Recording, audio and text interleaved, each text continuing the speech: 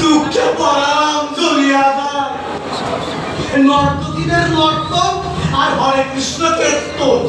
হায় হায় হায় হায় হায়, সমাজ সমাজ বলে আর যে কিছু রইল না ভাইয়া, সমাজ যে আজ রসাত হয়ে গেল। তা তুমি ঠিকই কইছো ভাইয়া, যেভাবে ওই হারি মজুরের নিয়ে ধেই ধেই করে নৃত্য কীর্তন করছে ওই দুরন্ত বালক নিমাই, আমার তো মনে হচ্ছে ছোকরাটার মাথা বুঝি অকালেই গেল।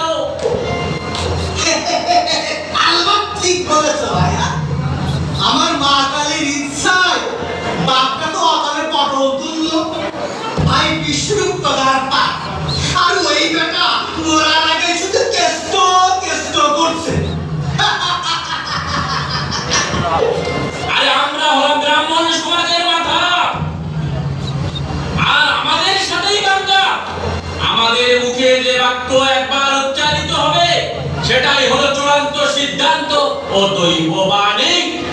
আলবাত ঠিক বলেছো, কিন্তু সেই বাণী ও সিদ্ধান্তকে তোয়াক্কা না করে সেদিনের এই পুষ্কে বেটা নিমাই আমাদের শাক্ত ধর্মকে হেনবল করে বৈষ্ণব ধর্মের মাথা হয়ে উঠেছে। আরে রাখো তোমার ওই বৈষ্ণব ধর্ম, ওই মাথা আমি সারা চিরতরে পাও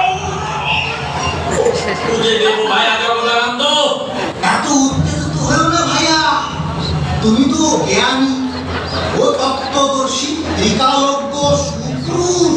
তুমি ঠিকই বলেছো ভাইয়া, এই জন্যই তো আমার নাম শ্রী শ্রী জ্ঞান সিন্ধু, জ্ঞান রক্ত, জ্ঞানাঙ্গুলি, জ্ঞান চূড়ামণি, অষ্টধাতু মণ্ডিত, নবরত্ন খচিত, শ্রী শ্রী শ্রী মা কালীর কনিষ্ঠ ভক্ত জ্ঞানদানন্দ সরস্বতী। এই জন্যই বলে কি ভাইয়া, কানে কানে শোনো, দেয়ালেরও কান আছে, শুনতে পাইবো। শোনো, আমাদের এই যুদ্ধ চলমান রাখতে হবে। আমরা সুখ হয়ে ঢুকবো আর ফাল হয়ে বেরোবো।